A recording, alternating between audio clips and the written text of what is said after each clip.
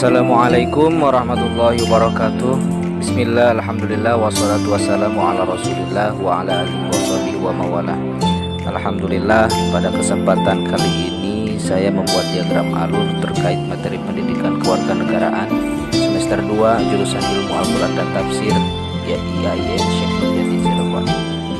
Langsung saja materi pertama, hakikat pendidikan kewarganegaraan dalam mengembangkan kemampuan untuk sarjana atau profesional. Bermula dari kata pendidikan kewarganegaraan. Menurut Martin Panjaitan menyatakan bahwa pendidikan kewarganegaraan adalah pendidikan demokrasi yang bertujuan untuk mendidik generasi muda menjadi warga negara yang demokratis dan partisipatif melalui suatu pendidikan yang diakonal. Kemudian tujuan dari pendidikan kewarganegaraan menurut Bronson, tujuan pendidikan kewarganegaraan adalah partisipasi yang bermutu dan bertanggung jawab dalam kehidupan politik dan masyarakat baik tingkat lokal, negara, dan nasional. Kemudian lanjut kepada hakikat pendidikan kewarganegaraan dalam mengembangkan kemampuan untuk sarjana atau profesional adalah nasib sebuah bangsa tidak ditentukan oleh bangsa lain, melainkan sangat tergantung pada kemampuan bangsa sendiri yang dipengaruhi oleh konstitusi yang berlaku dan perkembangan tuntutan kemajuan bangsa. Demikian pula untuk masa depan pendidikan kewarganegaraan sangat ditentukan oleh eksistensi konstitusi negara dan bangsa Indonesia. Materi kedua, esensi dan urgensi identitas nasional sebagai salah satu determinan pembangunan bangsa. Pengertian identitas nasional dilansir dari buku pendidikan kewarganegaraan karya Damri dan Fauzi Eka Putra.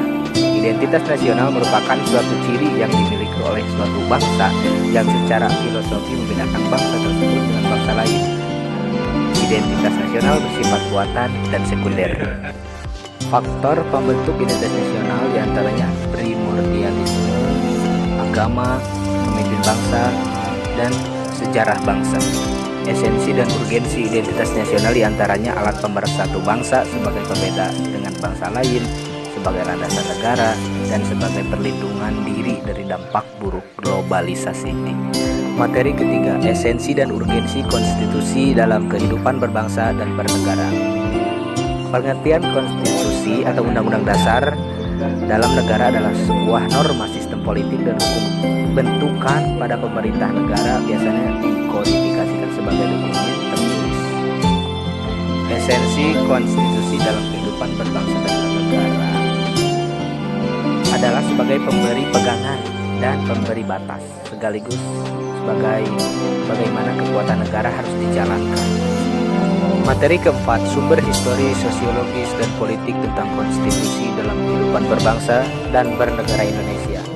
Sumber histori, sosiologis, dan politik demokrasi yang bersumber dari Pancasila terdapat dengan sumber nilai demokrasi bangsa Indonesia, sumber nilai yang berasal dari tradisi musyawarah mufakat, gotong royong, hak mengadakan protes bersama, dan hak menyingkir dari daerah kekuasaan di desa yang menunjukkan bahwa paham kedaulatan rakyat sudah lama ada di Nusantara. Materi kelima, konsep dan urgensi harmoni kewajiban dan hak negara dan warga negara. Setiap hak pasti diikuti dengan kewajiban, begitu pula dengan kewajiban pasti akan terdapat pula haknya. Namun ada skala prioritas yang harus dilihat untuk lebih mendahulukan antara hak dan kewajiban tersebut. Masuknya yang diutamakan antara kewajiban dan hak itu tergantung dengan situasi yang dihadapi. Prioritasnya dilihat berdasarkan apa situasi saat itu untuk dapat bereaksi mengenai apa yang harus dilakukan terlebih dahulu.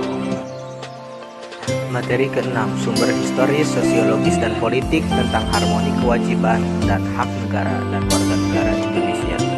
Sama halnya seperti materi sebelumnya, hanya saja pada materi yang sekarang menyertakan sumber historis, sumber sosiologis, dan sumber politik dari harmoni kewajiban dan hak negara dan warga negara Indonesia.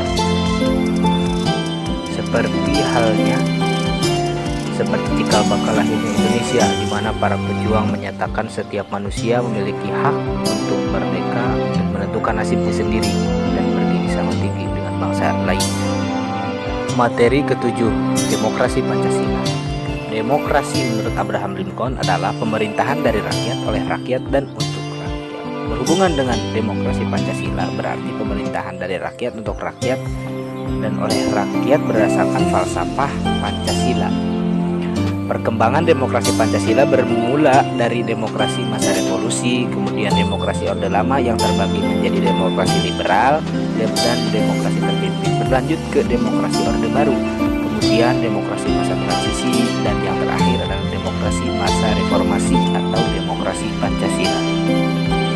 Materi ke-8, implementasi demokrasi dari berbagai beberapa negara di dunia. Lanjutkan materi yang ke-7 tentang demokrasi Pancasila.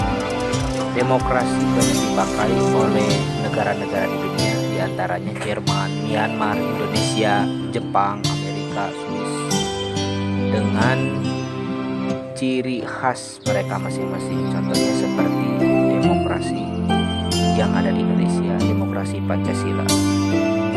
Materi ke-9, konsep dan urgensi penegakan hukum yang berkeadilan.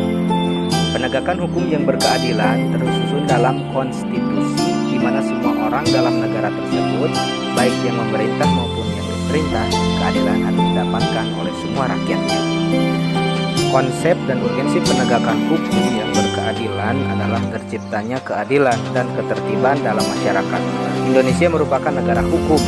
Hukum harus ditegakkan secara konsekuen agar bisa menciptakan kedamaian serta kesejahteraan bagi semua. Tujuan utama penegakan hukum adalah untuk membuat masyarakat merasa memperoleh perlindungan akan hak-haknya. Materi ke-10, konsep dan urgensi wawasan Nusantara. Wawasan Nusantara adalah cara pandang bangsa Indonesia terhadap rakyat, bangsa, dan wilayah negara kesatuan Republik Indonesia yang meliputi darat, laut, dan udara. Di atasnya sebagai satu kesatuan politik, ekonomi, sosial, budaya, dan pertahanan keamanan. Konsep utama wawasan Nusantara adalah keutuhan dan kesatuan wilayah nasional. Sementara urgensi dari wawasan Nusantara adalah sebagai panduan dan pedoman dasar bagi penyelenggaraan bagi kehidupan yang memberikan motivasi dorongan untuk mencapai tujuan nasional secara utuh dan menyeluruh. Materi ke-11, konsep dan urgensi ketahanan nasional dan bela negara. Ketahanan nasional merupakan kondisi dinamis bangsa yang berisi ketangguhan serta keuletan dan kemampuan bangsa untuk mengembangkan kekuatan nasional dalam menghadapi segala macam dan bentuk ancaman, tantangan, hambatan, dan gangguan baik yang datang dari dalam maupun dari luar. Dan bela negara adalah tekad warga negara yang dilakukan secara teratur serta dijiwai kecintaan kepada negara kesatuan Republik Indonesia berdasarkan Pancasila dan Undang-Undang Dasar 1945. Konsep dan urgensi ketahanan nasional dan bela negara adalah untuk menjamin ketangguhan, keuletan, identitas, integrasi dari ancaman serta hambatan dan gangguan. Materi ke-12, mengetahui kelebihan bangsa Indonesia dengan wawasan Nusantara untuk mewujudkan ketahanan nasional. Kelebihan bangsa Indonesia diantaranya bangsa kita memiliki sumber daya alam yang sangat berlimpah, memiliki sumber daya manusia terbanyak nomor 5 di dunia, merupakan negara kepulauan terbesar, dan memiliki kebudayaan yang ratusan jumlahnya. Hubungan antara wawasan Nusantara dari kelebihan bangsa Indonesia sangat erat kaitannya terhadap ketahanan nasional. Materi ke-13, anti korupsi. Korupsi adalah kegiatan yang bertujuan untuk menguntungkan diri sendiri atau orang lain atau suatu korporasi, juga menyalahgunakan sebuah kewenangan. Jenis-jenis tindak korupsi diantaranya memberi atau menerima hadiah atau janji, dalam artian penyuapan, penggelapan dalam jabatan, pemerasan dalam jabatan, ikut serta dalam pengadaan bagi pegawai negeri atau penyelenggaraan negara. Kemudian kondisi yang mendukung munculnya korupsi diantaranya lemahnya keterbukaan, transparansi dalam pengambilan keputusan pemerintah, proyek yang melibatkan uang rakyat dalam jumlah yang besar dan sebagainya. Terus upaya memberantas korupsi diantaranya penanaman semangat nasional, membangun pendidikan moral sejak kecil yang dimulai dari diri sendiri, kemudian bisa diatasi oleh pemerintah dan juga masyarakat umum dengan mengerjakan profesi masing-masing dengan sebaik mungkin. Mungkin hanya itu yang dapat saya sampaikan, kurang lebihnya mohon maaf. Wabillahi taufiq wal hidayah. Wassalamualaikum warahmatullahi wabarakatuh.